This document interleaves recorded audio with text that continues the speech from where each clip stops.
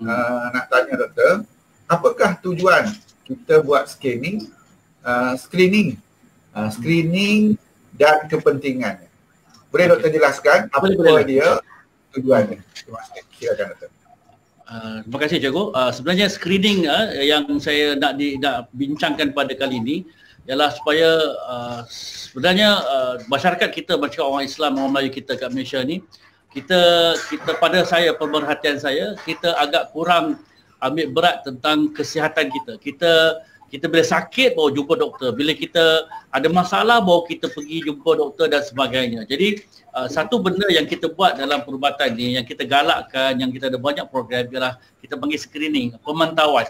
Screening ni maksudnya pada orang yang sihat, yang tak ada masalah apa-apa. Orang yang sihat walafiat, tak ada masalah apa-apa, dia pergi kepada doktor-doktor, klinik-klinik ataupun tempat-tempat mana yang ada buat screening program ni untuk tengok ada tak dalam diri dia ada masalah apa-apa.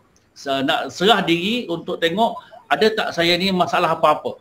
Kalau saya ada masalah apa-apa, apa yang boleh saya buat dan sebagainya. Jadi ini satu benda yang kita kena inculcate, kena ada dalam diri orang, terutamanya orang Melayu Islam kita kat Malaysia.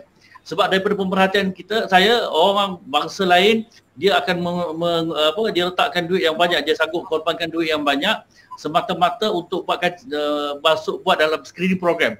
Banyak dia orang melaburkan duit untuk screening program sebab pada dia orang kesihatan itu ialah kekayaan. Tapi pada orang Melayu kita, dia jarang nak pergi serah diri untuk cek diri dia untuk tengok apa sakit yang ada. Banyak penyakit-penyakit ni di peringkat awal tak nampak apa-apa. Banyak penyakit yang kita di peringkat awal tak nampak apa-apa. Jadi kita nak pergi buat proses screening ni supaya kita serah diri kita nak tahu kita sakit apa. Ramai yang kata kat saya, buat apa nak tahu, kalau nanti saya tahu, saya susah hati. Itu satu tanggapan yang sangat-sangat tak betul lah pada saya.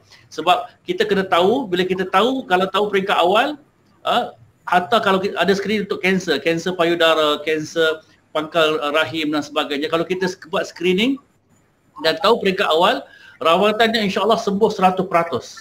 Kalau kita ada masalah macam masalah kita boleh screening untuk kita punya masalah buah pinggang dan sebagainya pun, kita boleh rawat dan kita boleh atasi masalah yang lebih besar nanti. Jadi ini satu benda yang saya nak cerita kat sini, yang kita kena ambil cakna, ambil tahu pasal screening program, sebab dia nak mengelakkan kita daripada masalah yang lebih besar.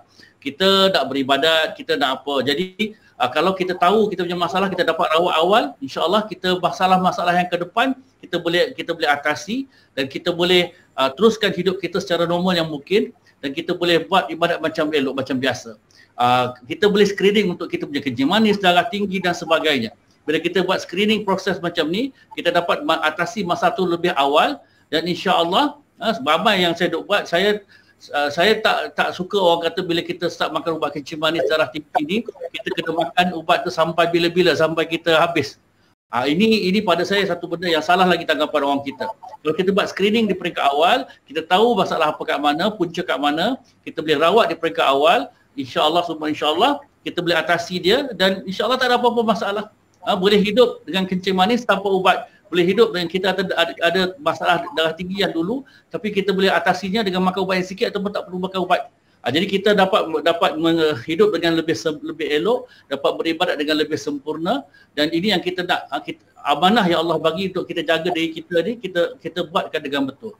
Dan screening ni kita kena tahu supaya kita ada banyak cara yang kita nak buat, dan ada banyak tempat yang tak semestinya mahal. Jadi itu yang saya nak tuan-tuan, puan-puan semua yang kat sini hari ini dengar, supaya kita ambil cakna tentang diri kita dan tahu apa itu screening dan kat mana kita nak cari buat dan apa yang perlu kita buat. Jangan main hentam saja. Itu yang maksud tujuan kita nak bincang hari ini, ialah tentang screening, apa yang kita buat tentang screening ni untuk diri kita supaya kita lebih sihat, kita lebih dapat beribadat dengan betul, insya-Allah. Terima kasih doktor.